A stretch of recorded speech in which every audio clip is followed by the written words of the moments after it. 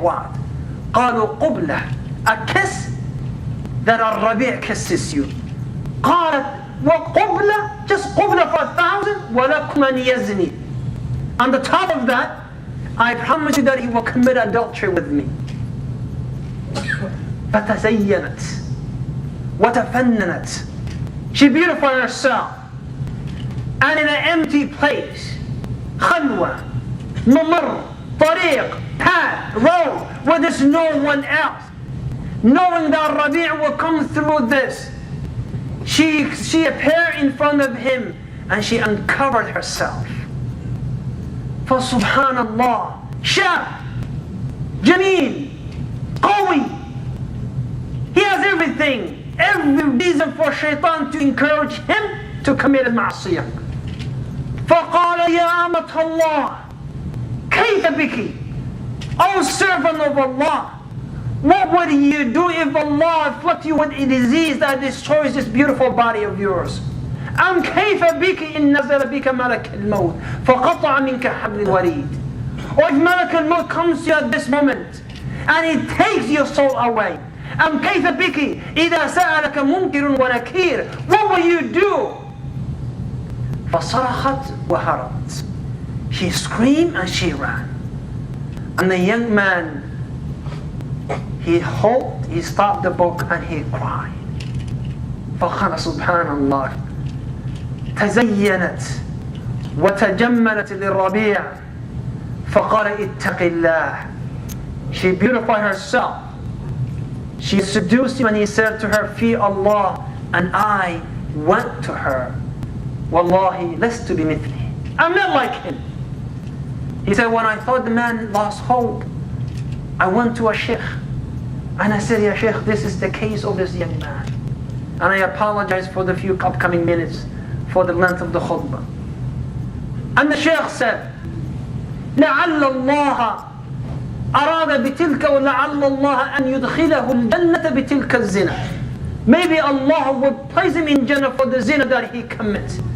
And then he recited, والذين لا يدعون مع الله إلها آخر ولا يقتلون النفس ولا يزنون ومن يفعل ذلك يلقى أثاما يضاعف له العذاب يوم القيامة ويخلد فيه مهانا إلا من تاب وآمن وعمل عملا صالحا فأولئك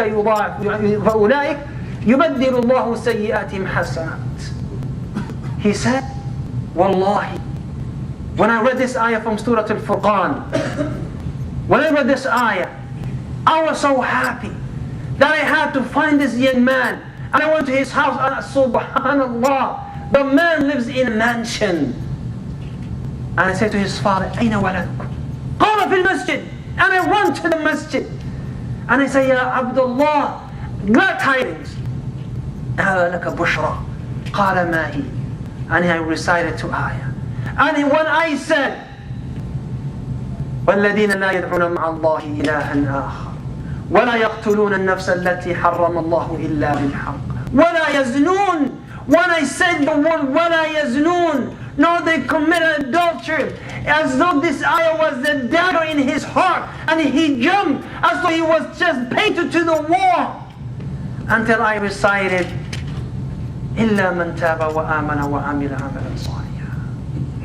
And he cried and he kissed my forehead and he said, Wallahi akhi, I memorized the book of Allah and I never ever thought about this ayah. I never thought about this ayah. And then Jazakallah khair, he said the adhan was called and the muaddin called the iqam. But for some reason the imam wasn't there. And then because this young man always in the first row, he pushed him to lead the salah. And then he recited this ayah, وَالَّذِينَ لَا يَدْعُونَ مَعَ اللَّهِ, and he could not finish first ayah. And he cried and he made ruku'. And then the next ayah, next rak'ah, and he continued, he could not finish, and he finished the salah crying. To make a long story short, ikhwati fillah, one day his father called me and he said, my son, and he said, come to me. And I came to him and he said, look at your brother. and I walked in his room, lying down, dead. قال والله إن وجه, his face, the radiant, the light was shining out of his face. Wallahi, he was fresher than a person who is alive because of this. And I said, how did he die?